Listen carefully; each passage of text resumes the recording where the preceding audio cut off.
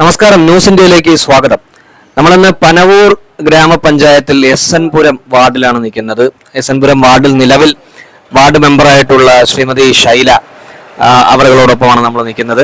കഴിഞ്ഞ 5 വർഷക്കാലമായിട്ട് ഈ കേരളം മറ്റൊരു മുന്നണി ഭരിക്കുമ്പോഴും തന്നെ കൊണ്ട് എന്തൊക്കെയാണ് ഈ എസ്.എൻ. പുരം വാർഡിൽ ചെയ്യാൻ സാധിച്ചിട്ടുള്ളത് എന്ന് തെളിയിച്ച ഒരു വ്യക്തിയാണ് ശ്രീമതി ഷൈല എന്ന് പറയുന്നത്. അവരുടെ പ്രവർത്തനങ്ങൾ, അതുപോലെ തന്നെ ജനങ്ങളുമായിട്ടുള്ള ഒരു ഇഴകിച്ചേരൽ, ജനങ്ങളുടെ പ്രതിസന്ധികളെ മനസ്സിലാക്കുവാനുള്ള ഒരു ശ്രമം ഒക്കെ നടന്നിട്ടുള്ളതായിട്ട് ഇവിടുത്തെ തന്നെ ജനങ്ങളിൽ നിന്നും കേട്ടറിഞ്ഞതിന്റെ ഭാഗമായിട്ടാണ് ന്യൂസ് ഇന്ത്യ ഇന്നിവിടെ എത്തിയിട്ടുള്ളത്. ശ്രീമതി ഷൈല മെമ്പറിനെ വളരെ ബഹുമാനത്തോടുകൂടി ന്യൂസ് ഇന്ത്യയിലെ ഈ ഒരു അധ്യായത്തിലേക്ക് സ്വാഗതം ചെയ്തുകൊള്ളുകയാണ്. പ്രധാനമായിട്ടും എനിക്ക് ചോദിക്കാനുള്ളൊരു കാര്യം, നമ്മുടെ കഴിഞ്ഞ 10 വർഷത്തെ കേരളത്തിന്റെ ഭരണം പല കാലഘട്ടങ്ങളിലും തദ്ദേശ സ്വയംഭരണ മേഖലകളെ സ്വാധീനിക്കാതെ പോയിട്ടുള്ളതായിട്ട് തോന്നിയിട്ടുണ്ടോ?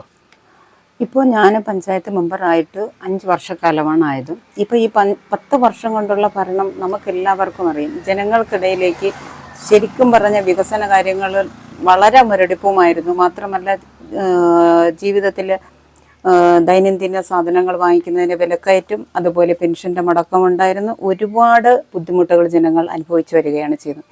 അപ്പം എനിക്ക് പ്രത്യേകിച്ച് പറയാനുള്ള, നമ്മുടെ പനവൂർ ഗ്രാമപഞ്ചായത്തിനെ സംബന്ധിച്ചിടത്തോളം 10 വർഷക്കാലമായി LDF ഭരണമാണ് തുടർന്നു കൊണ്ടിരിക്കുന്നത്.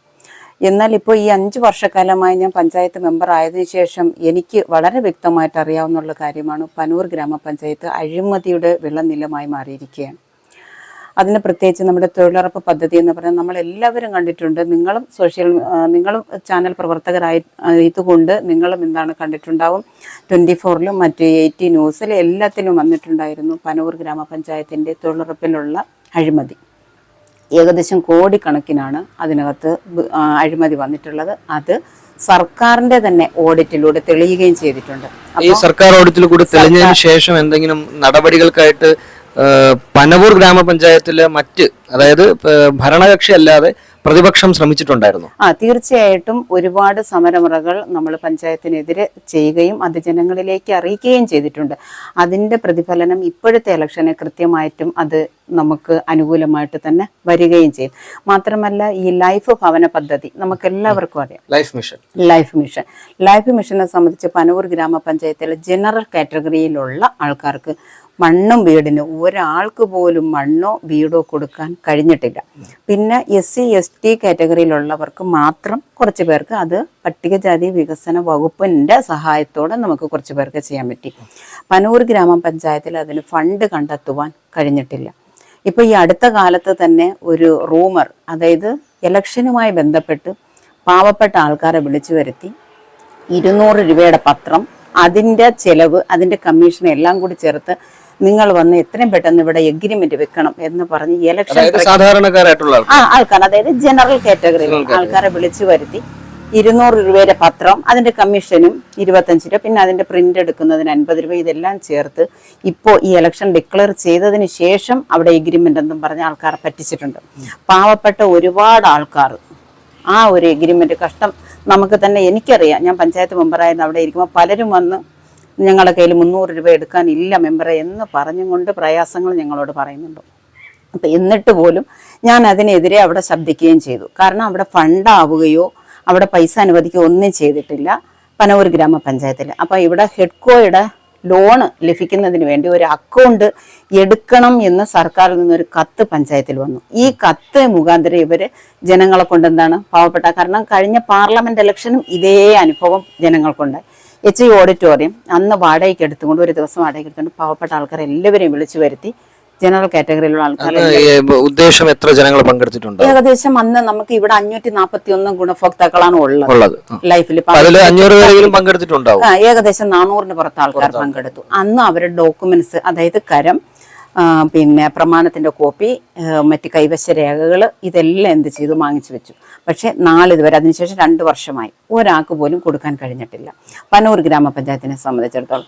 മാത്രമല്ല പനവൂർ ജംഗ്ഷൻ ഒരു വലിയ ജംഗ്ഷനാണ്, നിങ്ങൾക്കറിയാം. അങ്ങോട്ട് പോകുമ്പോൾ അവിടെ ഒരു പൊതു ശൗചാലയമോ ഒരു വെയിറ്റിംഗ് ഷെഡോ ചെയ്യാൻ കഴിഞ്ഞിട്ടില്ല.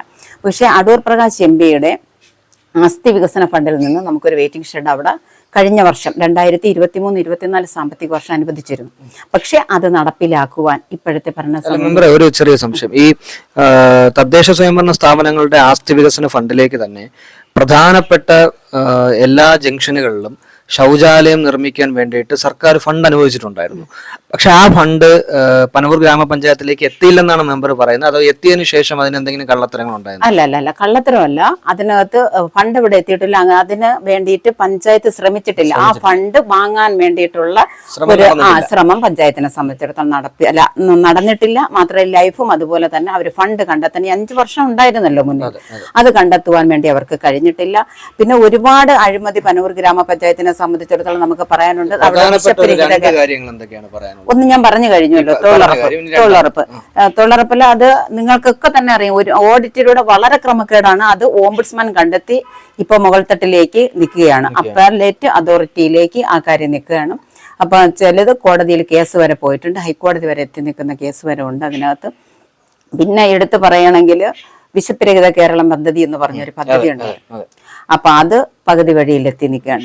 അത് നമ്മുടെ പഞ്ചായത്തിലെ തന്നെ പ്രധാനപ്പെട്ട തസ്തികയിലിരിക്കുന്ന, അതായത് പഞ്ചായത്ത് പ്രസിഡന്റ്, ജില്ലാ പഞ്ചായത്ത് മെമ്പർ, അവരുടെ ആശ്രിത വത്സരർക്കാണ് ആ വിശപ്പ് രഹിത കേരള ഹോട്ടൽ അനുവദിച്ചു കൊടുത്തത്. 5 വർഷക്കാലമായി ഒരു എഗ്രിമെന്റോ മറ്റൊരു കാര്യവും ഇല്ലാതെ തന്നെ അത് തയ്യാറായിട്ട് ഒരുപാട് പേരുണ്ടായിരുന്നു. അത് ചെയ്യാൻ അതായത് അത് പരസ്യം ഇടുകയും അതായത് അഡ്വർടൈസ്മെന്റ് ചെയ്യുകയാണെങ്കിൽ തീർച്ചയായിട്ടും അത് ഓരോ വർഷം എടുത്ത് ചെയ്യാൻ ആൾക്കാരുണ്ട്. ഇപ്പൊ അവരുടെ ബന്ധുക്കൾക്ക് വേണ്ടി മാത്രം കൊടുത്തിരിക്കണം. അത് മാത്രമല്ല, പനവൂർ ഗ്രാമപഞ്ചായത്തിൽ ഒരുപാട് ബന്ധു നിയമനങ്ങൾ മനസ്സിലായി പഞ്ചായത്തിനകത്തും. ഈ ബന്ധു നിയമനം അത് ടെമ്പററി വേക്കൻസി ആയിട്ടാണോ അതോ പെർമനന്റ്? അതെ, വർഷം പുതുക്കണമല്ലോ.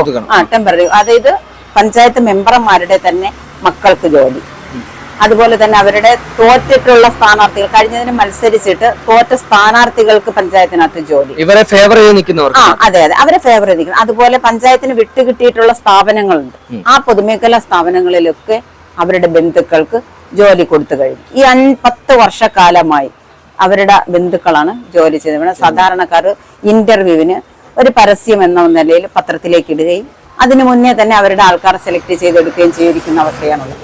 അങ്ങനെ ഒത്തിരി ക്രമക്കേടും അഴിമതിയുമാണ് ഇവിടെ ഈ എസ് എൻ പുരം വാർഡിനെ സംബന്ധിച്ച്. തൊഴിലില്ലായ്മ യുവതി യുവാക്കളെ സംബന്ധിച്ച് ഒരു ബുദ്ധിമുട്ടായിട്ട് തോന്നുന്നുണ്ടോ? ഉണ്ട്. സാധാരണഗതിയിൽ നമ്മുടെ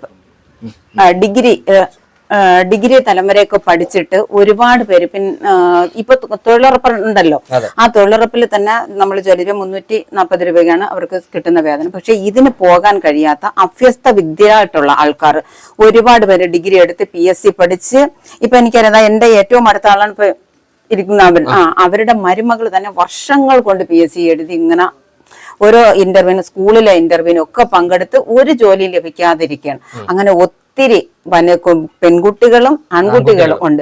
ഒരുപാട് കുട്ടികൾ പുറത്ത് പോകാൻ വേണ്ടിയിട്ട് ബുദ്ധിമുട്ട്, അതായത് യൂറോപ്യൻ കൺട്രീസ്, നിങ്ങൾക്ക് നമുക്ക് പറയാം UK പോലുള്ള കൺട്രി ഒക്കെ പോയി കഴിഞ്ഞാൽ ഒത്തിരി ബുദ്ധിമുട്ടാണ്.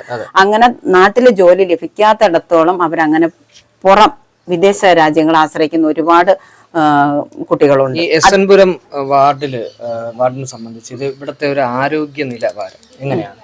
സാധാരണക്കാരുടെ അതുപോലെ പല അംഗൻവാടികളും ഒക്കെ കാണുമല്ലോ, അതിന്റെയൊക്കെ ഒരു പ്രവർത്തനം ക്ഷമതമായിട്ടാണോ അല്ല ഏറ്റവും? അല്ല, അംഗൻവാടി ചോദിച്ചാല് അംഗൻവാടിയുടെ പ്രവർത്തനങ്ങൾക്ക് അത്രയും വലിയ ബുദ്ധിമുട്ടുകളൊന്നും ഇല്ലെങ്കിലും പക്ഷേ കൗമാരപ്രായക്കാരായ കുട്ടികൾക്കുള്ള ഫുഡുകളുണ്ട്.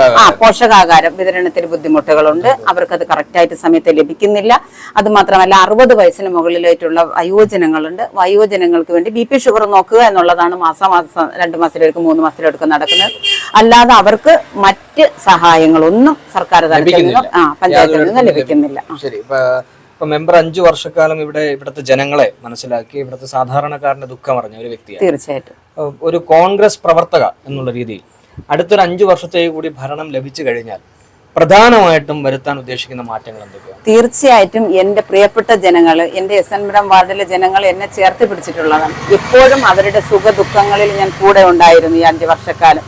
ഇനിയും അതുപോലെ അവരുടെ എല്ലാ സുഖ ദുഃഖങ്ങളിലും അവരോടൊപ്പം ഞാൻ നിൽക്കുകയും എന്താവശ്യത്തിനും അവർക്ക് എന്താണോ എന്നെ കൊണ്ട് ചെയ്യാൻ കഴിയുന്നത് മാക്സിമം ഞാൻ ചെയ്തു കൊടുക്കും. പക്ഷെ എന്റെ മനസ്സിനകത്ത് നമ്മുടെ പഞ്ചായത്ത് നമുക്ക് തിരിച്ച് UDF കിട്ടുന്ന ഒരു സാഹചര്യം വരുന്നു കഴിഞ്ഞാൽ തീർച്ചയായിട്ടും കുറച്ച് ആൾക്കാർക്ക്, അതായത് ഞാനിപ്പോ പറഞ്ഞ പോലെ അഭ്യസ്ത വിദ്യരായ വനിതകൾ ഒരുപാട് പേര് ബുദ്ധിമുട്ടുന്നവരുണ്ട്. അപ്പൊ അങ്ങനെയുള്ള ആൾക്കാർക്ക് ഒരു നല്ല സംരംഭം സ്റ്റാർട്ട് ചെയ്തുകൊണ്ട് അവർക്ക് കുറച്ച് പേർക്ക് ഒരു ജോലി ചെയ്തു കൊടുക്കാൻ അങ്ങനെ ഒരു സംരംഭം മനസ്സിനകത്തുണ്ട്. അതായത് സാധാരണക്കാർക്ക് ഉപകാരമാകുന്ന രീതിയിൽ ഒരു സംരംഭം ചെയ്യണം എന്നുള്ള മനസ്സിലാക്കിയ മെമ്പറെ, ഈ കുടുംബശ്രീ വിഭാവന ചെയ്യുന്ന കുറെ പദ്ധതികളുണ്ട്. ഇത് ഈ വാർഡിൽ, മെമ്പറിന്റെ ഈ വാർഡിൽ എത്രത്തോളം നടപ്പിലായിട്ടുണ്ട്, അല്ലെങ്കിൽ അതിന് എപ്പോഴെങ്കിലും ഒരു തടയിടുന്നതായിട്ട് മെമ്പറിന് തോന്നിയിട്ടുണ്ടോ? ഞാൻ പറയാം. ഞാനൊരു കുടുംബശ്രീയിലൂടെ കടന്നു വന്ന ആളാണ്. അപ്പൊ ADS തലത്തിലും CDS തലത്തിലും ഞാൻ CDS ചെയർപേഴ്സൺ കൂടിയായിരുന്നു. ഞാനിപ്പോ ശരിക്കും പറഞ്ഞ 20-25 വർഷം കൊണ്ട് കുടുംബശ്രീയിൽ അംഗമാണ്. അതിന്റെ ഇടയിൽ ADSന്റെ പ്രസിഡന്റ്, സെക്രട്ടറി, ADS ചെയർപേഴ്സൺ ആയി, അതിലൂടെ CDS മെമ്പറായി, 2 പ്രാവശ്യം CDS ചെയർപേഴ്സണും ആയിട്ടുള്ള ആളാണ്. അപ്പം CDS എന്താണെന്ന് എനിക്ക് വ്യക്തമായിട്ട് അറിയാം. കുടുംബശ്രീ എന്ന് പറയുന്നത് ശരിക്കും പറഞ്ഞാൽ അതിനകത്ത് ജാതി മത രാഷ്ട്രീയ ഭേദമന്യേ ജനങ്ങൾക്ക് നിൽക്കണമെന്നാണ്. പക്ഷേ എന്നാൽ ഫസ്റ്റ് ഓഫ് ഓൾ ആദ്യം ഇപ്പൊ വന്നിട്ടുള്ളത് കുടുംബശ്രീ രാഷ്ട്രീയവൽക്കരിച്ചു എന്നുള്ളതാണ്. പക്ഷെ അതിനകത്ത് പോലും രാഷ്ട്രീയത്തിന്റെ ആ ഒരു വിവേചനം തീർച്ചയായിട്ടും കുടുംബശ്രീ രാഷ്ട്രീയവൽക്കരിച്ചിട്ടുണ്ട്. ഒരു സംശയവും അതിനകത്ത് വേണ്ട. പക്ഷെ കുടുംബശ്രീയുടെ ആപ്തവാക്യം ജാതി മത രാഷ്ട്രീയത്തിനപ്പുറമാണ് എന്നുള്ളതാണ്. പക്ഷെ അതൊരിക്കലും കറക്റ്റ് അല്ല. പിന്നെ ഞാൻ ചെയർപേഴ്സൺ ആയിരുന്നപ്പോൾ തന്നെ ഒരുപാട് സംരംഭങ്ങൾ സ്റ്റാർട്ട് ചെയ്തിട്ടുണ്ടായിരുന്നു. അതായത് വനിതകൾക്കായിട്ട്, യൂണിറ്റ് ആയിട്ടും അങ്ങനെ പലതും ചെയ്തു കൊടുക്കാൻ പറ്റും. അതിന് ഒരുപാട് ഫണ്ടുകളും ഉണ്ട് നമുക്ക്. അപ്പൊ അത് കറക്റ്റായിട്ട് ജനങ്ങൾക്ക് ഇടയിലേക്ക് ഇറങ്ങി നിന്ന് ചെയ്യുമെങ്കിൽ കുറച്ച് ആൾക്കാർക്കൊക്കെ ജീവിതത്തിന് വേണ്ടിയിട്ട് കുറച്ച് നമുക്ക് ചെയ്തു കൊടുക്കാൻ പറ്റും. പക്ഷെ ഇനി ഞാൻ ഈ പറഞ്ഞ മാതിരി ഒരിക്കൽ കൂടി നമുക്ക് പഞ്ചായത്തിനകത്ത് അതിനുള്ളൊരു സ്ഥാനം നമുക്ക് അവിടെ ലഭിക്കണം. അതിനെ ലഭിക്കാൻ എന്റെ പ്രിയപ്പെട്ട ജനങ്ങൾ അതിനൊരു അവസരം ഒരിക്കൽ കൂടി ഞങ്ങൾക്ക് ജനങ്ങളോട് പറയാനുള്ളത് മെമ്പറിന് തീർച്ചയായിട്ടും എന്റെ പ്രിയപ്പെട്ട എസ്എംപുരം വാർഡിലെയും അതുപോലെ തന്നെ പനവൂരുള്ള എല്ലാ സഹോദരങ്ങളോടും എനിക്ക് വിനയത്തിന്റെ ഭാഷയിൽ അഭ്യർത്ഥിക്കാനുള്ളത്, നിങ്ങളെല്ലാവരും UDFന്റെ ഓരോ സ്ഥാനാർത്ഥിക്കും നിങ്ങളുടെ വിലയേറിയ സമ്മതിദാന അവകാശം നൽകി UDFനെ അധികാരത്തിൽ കൊണ്ടുവന്നാൽ തീർച്ചയായും ജനക്ഷേമ പ്രവർത്തനങ്ങൾക്ക് വളരെ ആത്മാർത്ഥതയോടെ മുൻകൈയെടുത്ത് തന്നെ എപ്പോഴും ഇനി വരുന്ന സമയങ്ങളിൽ നിങ്ങളോടൊപ്പം ഉണ്ടാകുമെന്നാണ് എനിക്ക് വിനയത്തിന്റെ ഭാഷയിൽ നിങ്ങളോട് സ്നേഹത്തോടെ അഭ്യർത്ഥിക്കാനുള്ളത്. ശരി, ഏറ്റവും പ്രധാനപ്പെട്ട ഒരു കാര്യം, SN പുരം വാർഡിന്റെ ചൂടും ചൂരും ഞരമ്പോട്ടവും അടക്കം അറിയുന്ന ഒരു മെമ്പറാണ് യഥാർത്ഥത്തിൽ ശൈല മെമ്പർ എന്നുള്ളത്. അദ്ദേഹത്തിന്റെ സംസാരം കേൾക്കുമ്പോൾ തന്നെ തീർച്ചയായിട്ടും നമുക്കത് മനസ്സിലാവും.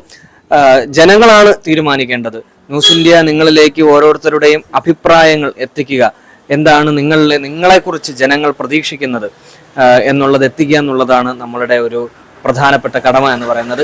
മെമ്പർമാരിലൂടെ, ജനപ്രതിനിധികളിലൂടെ നിങ്ങൾക്ക് പറയാനുള്ളതാണ് യഥാർത്ഥത്തിൽ ന്യൂസ് ഇന്ത്യയിൽ കൂടി കടന്നു വരുന്നതെന്ന് മാത്രം സൂചിപ്പിച്ചുകൊണ്ട് എല്ലാവിധ വിജയാശംസകളും ബഹുമാനപ്പെട്ട മെമ്പറിന് നേരുന്നു. ന്യൂസ് ഇന്ത്യയുടെ ഈ അധ്യായം കണ്ട എല്ലാ പ്രേക്ഷകർക്കും നന്ദി, നമസ്കാരം. ഏറ്റവും പുതിയ വാർത്തകൾക്കായി ലൈക്ക് ചെയ്യുക, ഷെയർ ചെയ്യുക, സബ്സ്ക്രൈബ് ചെയ്യുക.